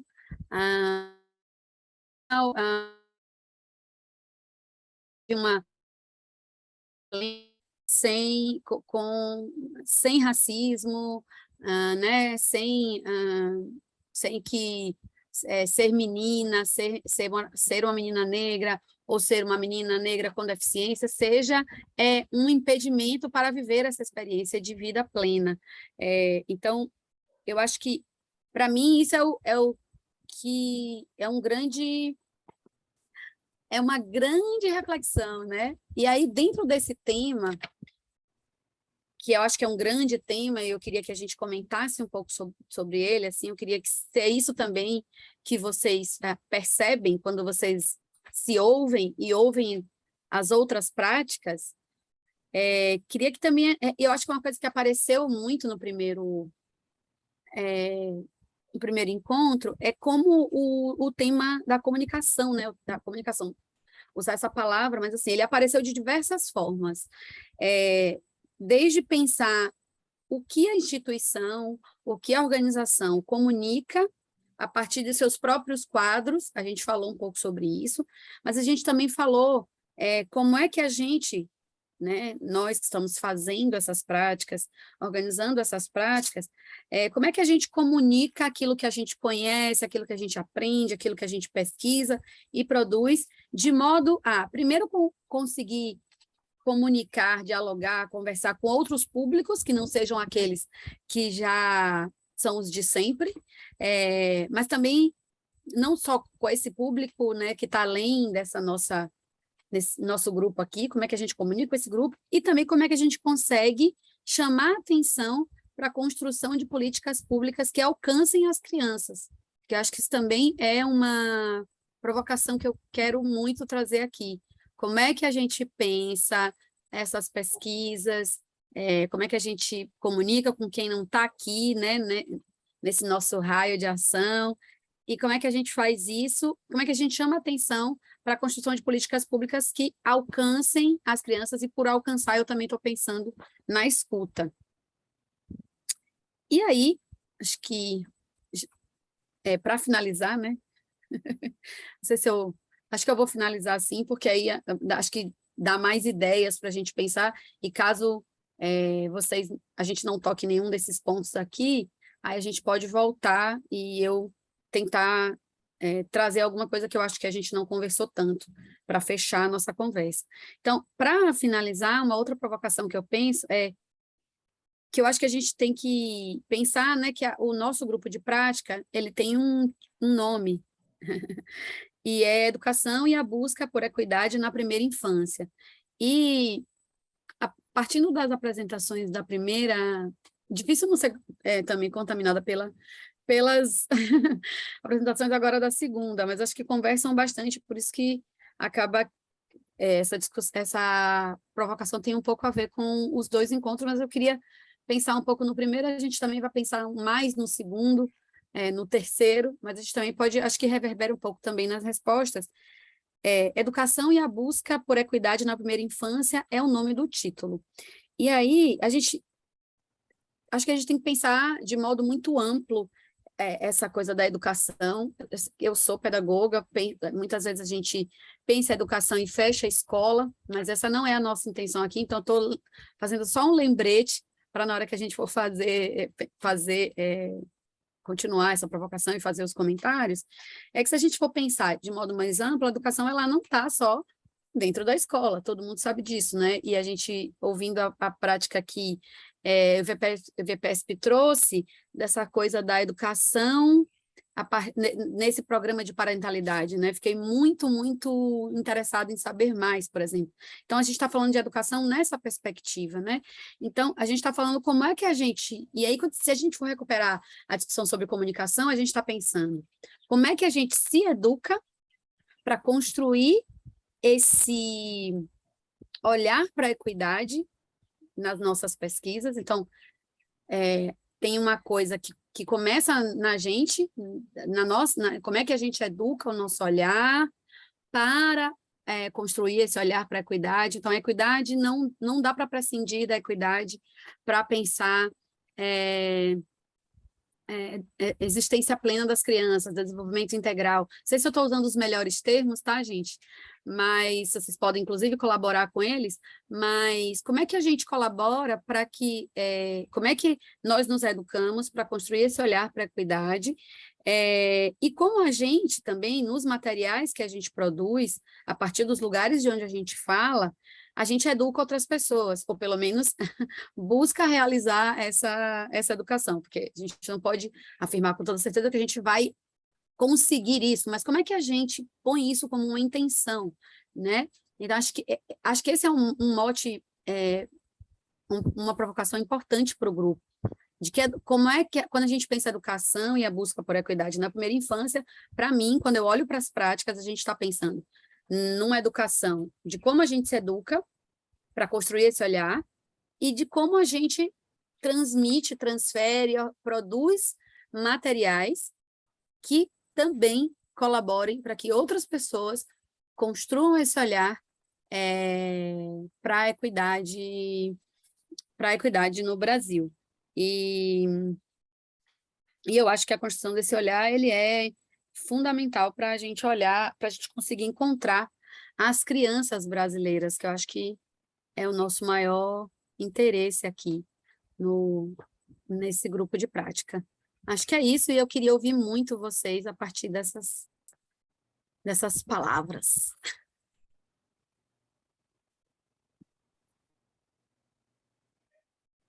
Pessoal, o microfone é aberto para vocês, acho que reagirem a essas provocações que a Megan trouxe. Recebi aqui também uma mensagem falando sobre o comentário sobre as práticas, então fique à vontade também para trazer reflexões sobre as práticas. Eu sei que o tempo é curto para a gente juntas e juntos aqui, mas esse é o momento da gente fazer pelo menos essas amarrações, e no nosso encontro 3 a gente vai ter o encontro todo para discutir, mas acho que é o momento de escutar vocês, reflexões, destaques, o que chama atenção, e acho que retornos a essas provocações da amiga. Estou aberta a plenária aqui. Professora Maria Beatriz. Primeiro é uma inundação de informação, de apresentação, de comentário. Então, são muitas frentes aí. Eu já estava reflexiva em relação a alguns aspectos que eu já trouxe na outra apresentação. Talvez eu vou pensar algumas coisinhas que você acabou de falar, né? Primeiro, assim, acho bem interessante verificar que cada prática tem uma perspectiva diferente e tem um foco diferente. Gostei dessa ideia de falar de educação nesse sentido mais amplo, né? Porque a gente tem programas de psicoeducação, a gente tem educação infantil, então eu acho isso muito interessante, né? Embora a gente tenha hoje 2 práticas bem centradas na questão da educação, na educação infantil, fico sempre muito impressionada, eu conheço o trabalho do CERT um pouquinho mais de perto, sempre fico muito impressionada com essa questão do como é legal você ter uma junção assim, de banco de dados, de observatório. E uma coisa que já chama atenção, que eu acho que tem um pouco a ver com a última fala, é assim, que quando a gente começa a reunir todos esses materiais, começa a pesquisar, a gente começa a ver as lacunas, começa a ver o que está faltando. Então, eu acho isso muito interessante, porque se você não faz um bom diagnóstico, se você não junta material, se você não se aproxima do que já está produzido, não fica achando que vai ter que sair do zero, você não vê lacunas. Então, eu acho que isso é muito legal, acho que é um primeiro comentário que eu queria fazer. E o outro que eu já veio na cabeça da outra reunião, eu vou falar agora, tem a ver com os 2 artigos que eu não consegui falar, e eu acho que está na hora de falar. Essa questão da pesquisa, bom, eu vou falar de uma perspectiva um pouco de pesquisador e o que eu venho aprendendo, né, com a questão da diversidade. Eu já trouxe um pouco isso aqui, que alguns projetos eles têm a eleição da diversidade como questão principal de pesquisa, de percurso. Então, eu vou trabalhar com a questão de gênero, eu vou trabalhar com a questão étnico-racial. Então, na origem, na partida do processo, ele já traz a questão como a figura, né, principal. Mas é muito importante, e eu acho que esse é um grande aprendizado, quando você trabalha em qualquer dessas outras questões de pesquisa que não faz a eleição de um aspecto específico, o quão é importante o olhar da diversidade. A gente está aprendendo cada vez mais. Eu recomendo aqueles 2 artigos, porque eu aprendi muito com eles. E foi muito legal que lá eles trazem muito essa questão, o quanto é a questão principal, e esse é meu foco, e é esse que eu vou perseguir, e o quanto eu preciso olhar para vários aspectos do que eu estou produzindo na questão da diversidade ou na questão da inclusividade e equidade. E aí é muito legal ali que uma das coisas que a gente, às vezes, passa despercebida, e a gente trabalhou com algumas revisões de literatura para avaliar o quanto estava analisando diversidade, e isso é muito segundo plano, o qual tem essas lacunas. E ali é dito uma coisa muito importante, que eu acho que tem um pouco a ver até com o nosso projeto. Nós não temos uma eleição de uma diversidade, não sei a questão da vulnerabilidade das famílias do ponto de vista lá de estar mais ligado ao cartão mais infância e tal. Mas está incluindo uma série de diversidades. Agora, você precisa analisar isso. Então, isso é um despertar também importante. Mesmo que não seja a sua questão principal, como é que eu passo essa questão para dentro do trabalho, na caracterização da amostra, na análise dos dados desagregados? Então, eu preciso olhar esses dados, esses subgrupos. Então, quando a Elisa diz assim, para que funciona, para quem que não funciona, é um aprendizado, a Shirley sabe disso, né? Por causa do iLab, a gente tem que olhar para isso. Esses subgrupos, bom, será que se... A gente tem uma grande pergunta, será que esse projeto vai funcionar com aquelas comunidades ali quilombolas? Não sabemos, então tem que desagregar o dado. Então, eu queria só trazer essa reflexão de que, às vezes, eu estou elegendo uma diversidade, ou uma, duas, ou três, como a prioridade, ou a deficiência, ou a questão étnico-racial, ou, né, ou a questão de gênero, mas eu tenho que manter esse olhar se eu estou trabalhando com pessoas, né? E a gente não faz isso regularmente. Às vezes faz a caracterização da amostra. E foi muito interessante, porque teve uma revista onde eu tive acesso a esses artigos, que fez várias provocações, assim, na sequência de artigos que ia publicando, aumentando o nível de exigência sobre a questão da diversidade nos estudos revisados. Então, acho que isso é um avanço também. Então, eu queria trazer essa reflexão aí, baseado no que a gente está discutindo. Muito obrigada, Beatriz. Priscila, levantou a mão? Eu pensei em trazer uma pergunta aqui para a Maria Beatriz e para a Elisa. Acho que... desculpa, eu quero parabenizar todo mundo que apresentou. Acho que foram 3 projetos muito legais. E eu queria falar um pouco do ACT. Eu fiquei pensando assim, em trazer aqui para o nosso grupo, já que é de troca de experiências, né, para falar um pouco dos desafios, das barreiras e dos facilitadores para a implementação do ACT.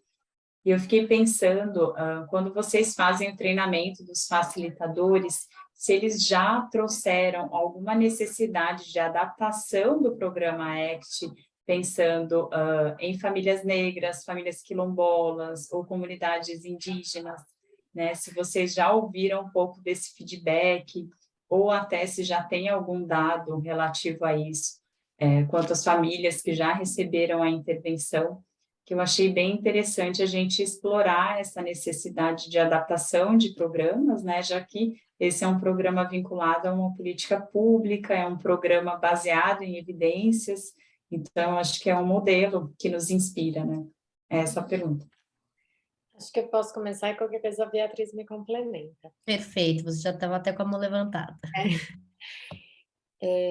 Bom, primeiro também parabenizar todos os grupos apresentados. Acho que eu concordo bastante com o que a Beatriz trouxe, mas vou começar a minha reflexão trazendo a resposta para a Priscila. Priscila, o programa ACT, ele é um programa de prevenção universal. Eu acho que quando a gente fala de equidade, né, que é o oferecimento, inclusive, dessa justiça para todos, a gente não tem como não falar da questão da violência, né, também.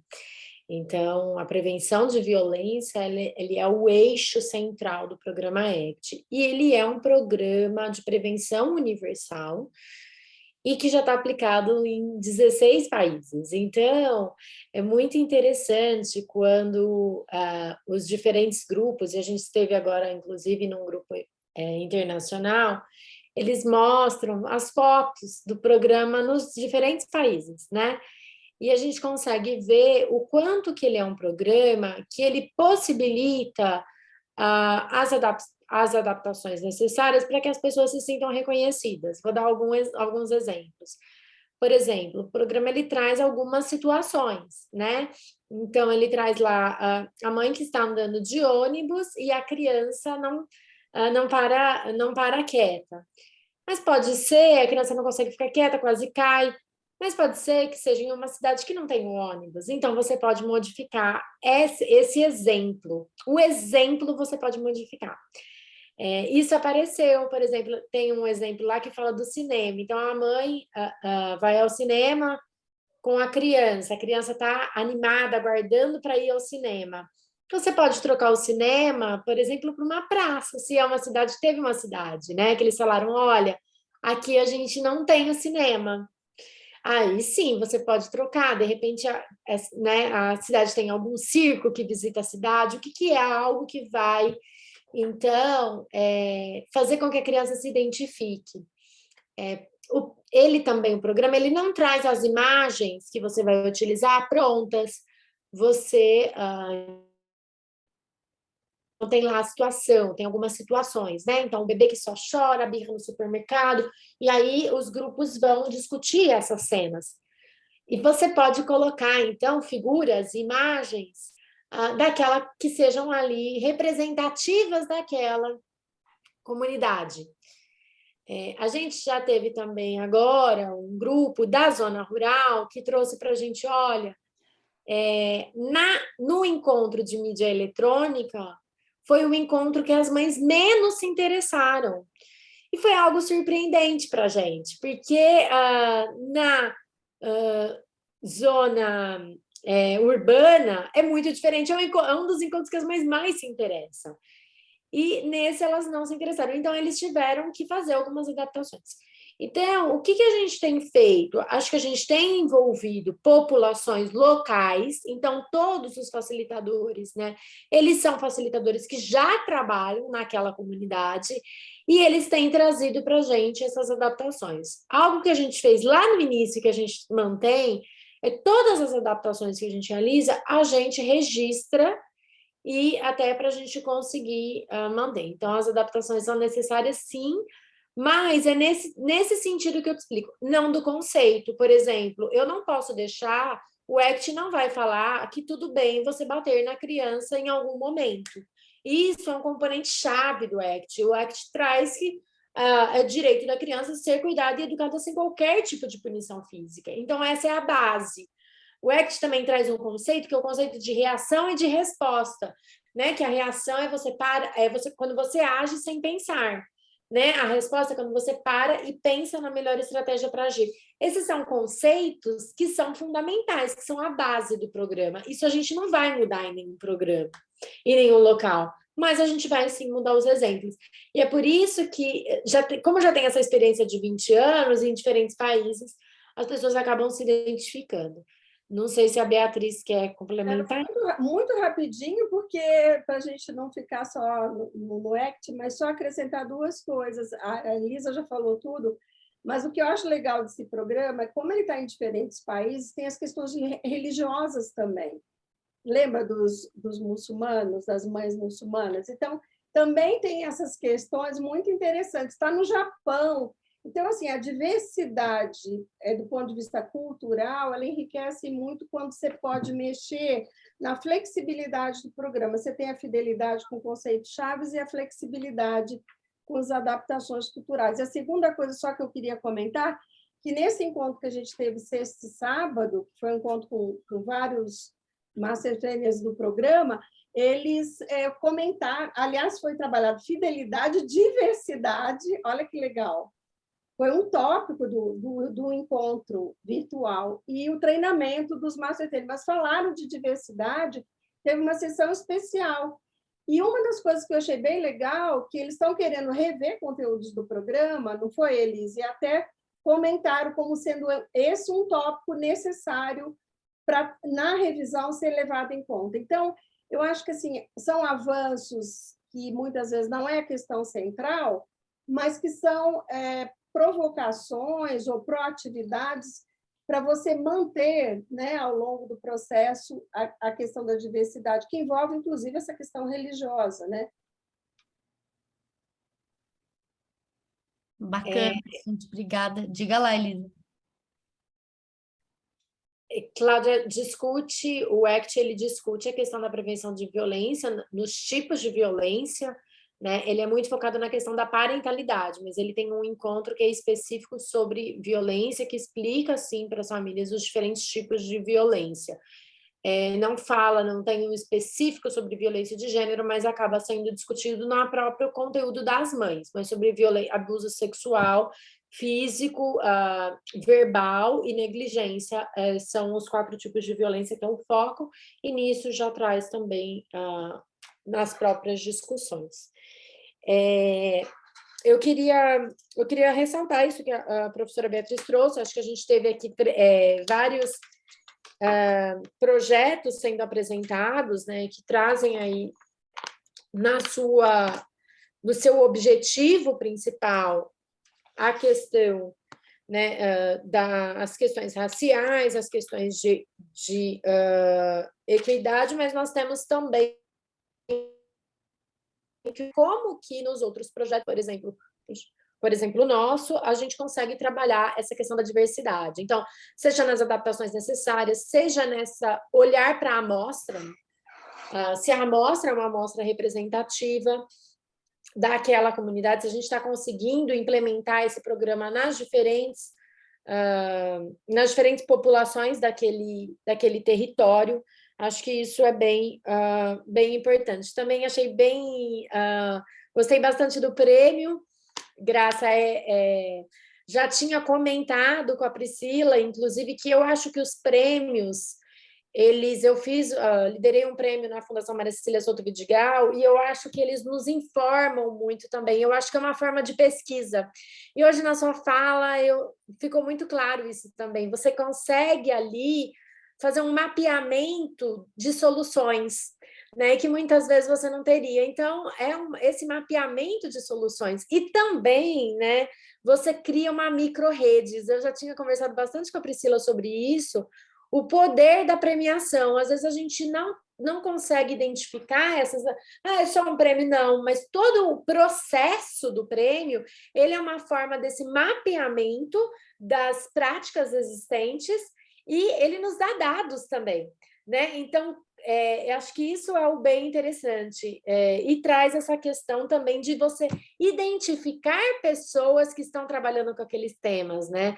Então, é como se a gente tem a revisão sistemática da literatura, que a gente olha os artigos publicados, mas aqui vocês estão fazendo uma revisão de quem são os pesquisadores que estão envolvidos com aquela causa, de quais são as práticas daquela causa. Então, eu ampliei muito minha visão de prêmio, acho que vocês têm aí esses 20 anos de experiência, mas eu ampliei muito quando eu tive essa oportunidade de acompanhar todo o processo, o quanto que esse processo é rico, o quanto que a gente pode aprender nesse processo, né? Inclusive depois agrupando essas práticas, né, em temáticas. Então, queria ressaltar que esse foi um aspecto que eu achei bem interessante, e que acho que faz bastante link aí com a apresentação da Priscila. Eu não estava presente, mas eu conheço muito e acompanho, tenho trocas aí com a Priscila.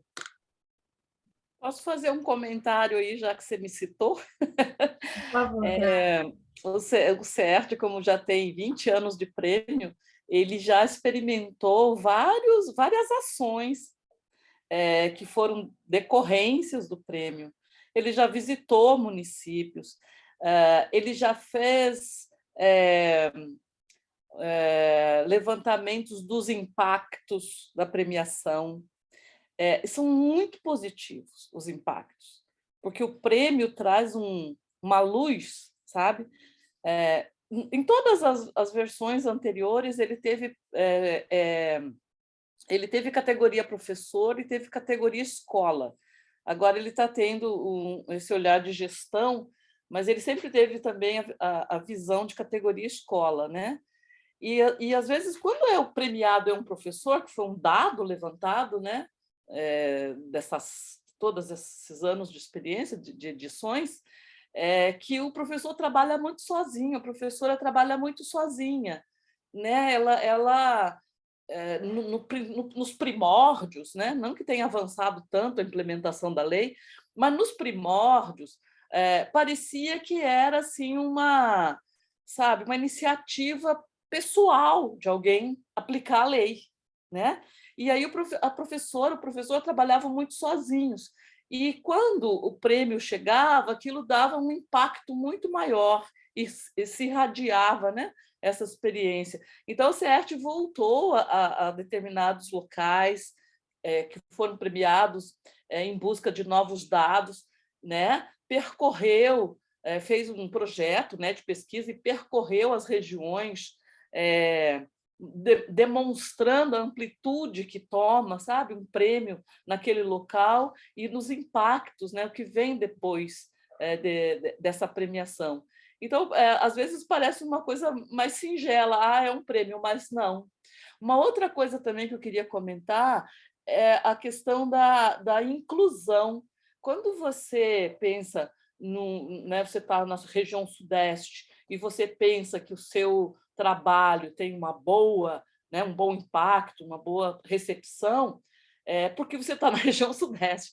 Aí, quando você se preocupa em fazer, né, uma equidade aí na distribuição do prêmio, e aí o proponente vem lá do Alto Rio Negro, com na Amazônia, com uma proposta de uma educação indígena ou numa comunidade quilombola. Então, nas primeiras edições do prêmio, o prêmio recebia inscrições em fichas manuscritas, que vinham pelo correio, né? E aí, isso tudo são preocupações ainda hoje, sabe? De a gente garimpar essas situações. Você conseguir chegar exatamente nas pessoas, porque muitas vezes se você né? faz E o impacto que isso causa, né? O impacto que isso causa do proponente lá desse local ser premiado, vir para São Paulo, receber o prêmio, voltar, às vezes é para a escola o prêmio, a escola recebe materiais, kits, né? E tal. Então, assim, outro dia o coordenador do prêmio estava falando exatamente sobre isso, as tecnologias, né? Porque muitas vezes você tem que repensar isso, sabe? Você faz o formulário eletrônico, né? Para inscrição, e as pessoas às vezes não conseguem fazer a inscrição, né? Então, é muito interessante. Pode voltar a falar disso, Graça, mas a gente teve toda essa reflexão de como que a gente conseguia garantir a diversidade dos premiados, como que a gente conseguia chegar naquelas pessoas, e muitas vezes a gente pensa exatamente nessa questão do formato que é a inscrição. Né? Então, acho que a gente tem bastante para conversar sobre esse aspecto, porque eu acho que eu assim, depois que eu liderei esse projeto, eu passei a entender melhor tudo que você tem, a riqueza das premiações.